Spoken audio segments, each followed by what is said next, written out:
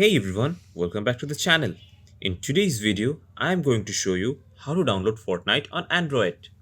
To do this, open your Chrome browser, tap on search and search Fortnite Android. Go to the www.fortnite.com website, click on the Get It Now button, tap on download. Wait a second and you will find a pop-up. Download anyway. Click on open, tap on install. It will install the Epic Games launcher. As you can see, it's successfully installed. Click on the open button. Get started. Log into your Epic Games account. Accept. Allow notifications.